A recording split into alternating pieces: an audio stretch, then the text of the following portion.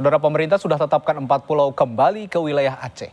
Lalu bagaimana tindak lanjut terhadap keputusan ini? Kita bahas bersama Wakil Menteri Dalam Negeri Bima Arya Sugiarto dan anggota DPR RI, fraksi Partai Keadilan Sejahtera, daerah pemilihan Aceh, Nasir Jamil. Selamat malam Bapak-Bapak. Selamat malam Bang Nasir, selamat. Ya, selamat malam Mas Wamen. Oke, saya ke Pak Wamen dulu. Kang Bima, pemerintah ini sudah tetapkan 4 pulau menjadi milik Aceh. Nah, yang saya tanyakan yang jadi pertimbangan atau landasannya apa? Atau ada bukti baru terkait yang kemarin dipolemikan, kemarin yang sengketa, yang disengketakan gitu, 4 bukti baru, katanya ada 4 bukti baru atau kalau bahasa hukumnya novum gitu ya. 4 bukti barunya apa aja? Jadi ketika kemarin di Kemendagri dilakukan rapat evaluasi menyeluruh dengan semua pihak hadir, TNI Angkatan Darat, Angkatan Laut, Badan Informasi Geospasial gitu ya, jajaran Kemenhan, itu dipaparkanlah beberapa dokumen-dokumen gitu ya. Dan ada satu dokumen yang dilaporkan ditemukan aslinya. Karena selama ini hampir semua dokumen itu bukan hal yang baru, tetapi semuanya kopi. Nah, karena untuk membuat keputusan tentu harus dipastikan bahwa itu asli, atau di kemudian hari bisa menimbulkan potensi persoalan gugatan begitu. Nah, di kemarin itu kemudian ditemukan satu dokumen yang sangat penting, yaitu keputusan Menteri Dalam Negeri menindaklanjuti kesepakatan antara Gubernur Aceh Ibrahim Hassan dan Gubernur Sumatera Utara Raja Daniel Siregar di tahun 1992. Ini yang dokumen asli perjanjiannya tidak ketemu, tetapi di gudang arsip di Pulau Dua ditemukan kemarin pagi. Nah, inilah yang saya sampaikan di rapat kemarin, itu novum, tapi kemarin belum kami sampaikan secara terbuka. Nah, hari ini kami jelaskan bahwa yang dimaksudkan novum adalah itu, dokumen asli keputusan Menteri Dalam Negeri terkait dengan perjanjian kesepakatan batas wilayah antara Sumut dan Aceh saat itu. Iya, Bung Bima, tapi mengingat belum adanya peraturan Menteri Dalam Negeri nih, kalau koreksi kalau saya salah ya, belum ada Permendagri tentang batas wilayah. Lalu bagaimana legalitas keputusan ini diperkuat untuk menghindari sengketa yang terjadi di kemudian hari, kira-kira? Jadi langkah pertama adalah terjadi kesepakatan yang sudah ditandatangani oleh 2 gubernur, oleh Pak Bobi dan Pak Mualem tadi ya. Nah, kemudian setelah itu ditindaklanjuti dengan merubah atau melakukan revisi terhadap Kemendagri yang sudah ditandatangani dengan menyertakan 4 pulau tersebut ke dalam wilayah Aceh. Nah, untuk kemudian nanti akan ada proses selanjutnya, akan ada penetapan tentu bersama daerah-daerah lain yang ada beberapa yang sudah selesai begitu sesegera mungkin. Tapi saya kira sudah cukup clear dan jelas perjanjian kesepakatan antara 2 gubernur yang baru, dan kemudian juga ada revisi dari Kemendagri. Dan kami juga meminta nanti Badan Informasi Geospasial untuk melakukan revisi terhadap gazeter yang diterbitkan itu khusus untuk 4 pulau itu. Pertama-tama saya ucapkan selamat dulu untuk Bung NJ yang dari kemarin menyuarakan dan akhirnya diputuskan masuk ke dalam wilayah Aceh. Bung NJ, tapi begini, pertanyaan saya setelah ini, bagaimana juga DPR gitu kira-kira, anggota dari Dapil Aceh terutama seperti Anda, ini memastikan bahwa keputusan ini diimplementasikan dengan baik dan tidak memicu konflik baru, terutama di antara masyarakat Aceh sendiri? Ya, terima kasih Mas Radi dan juga Kang Wamen. Kami tentu mengapresiasi, menyambut baik dan sangat bijak ya keputusan ini dibuat, dan tentu atas arahan Presiden.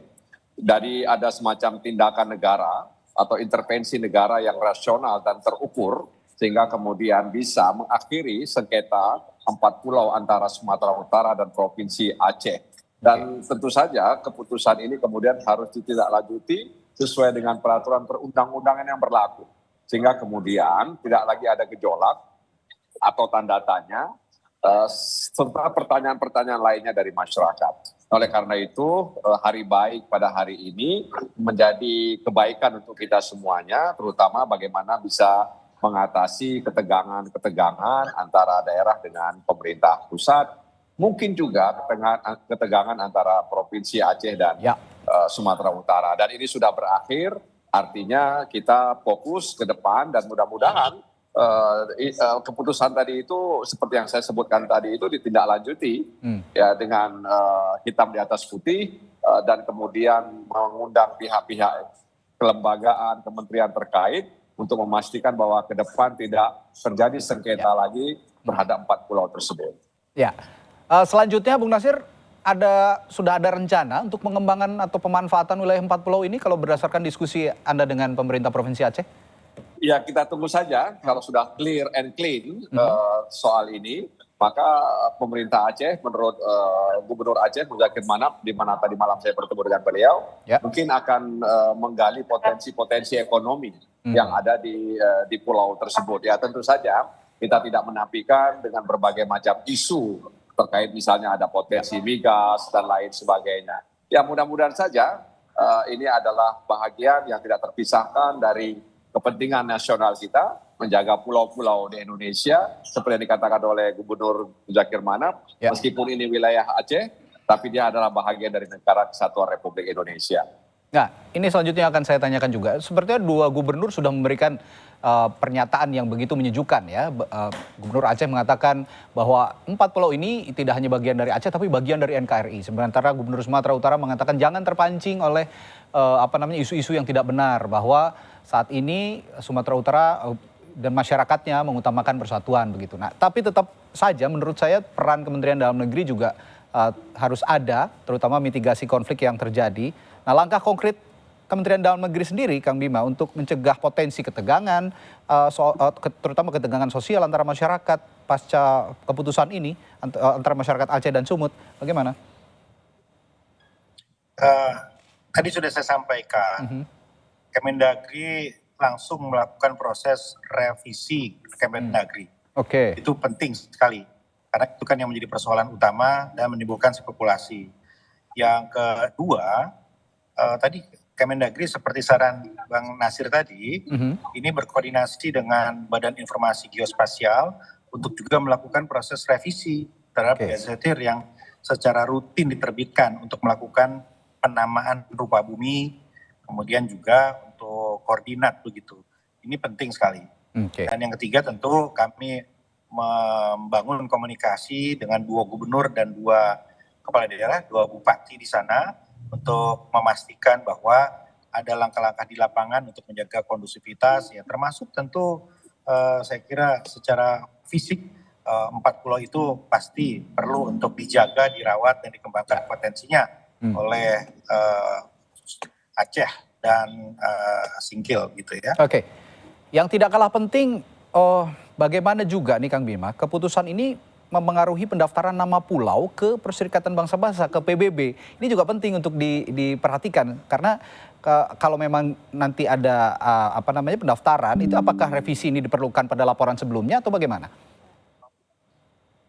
Tadi sudah saya sampaikan, jadi ketika BIG nanti melakukan revisi, maka revisi itulah yang kemudian juga disampaikan, dilaporkan ke Badan PBB yang menangani tentang proses identifikasi pulau-pulau tadi. Ya, tapi yang jelas yang ingin saya sampaikan juga bahwa ini adalah proses pembelajaran bagi kita semua, bagaimana kita melakukan koordinasi yang rapi, menyelesaikan persoalan-persoalan batas wilayah dan juga pendataan. Yuk, Kang Bima, mohon maaf saya potong karena akan ada informasi terbaru yang akan kami sampaikan.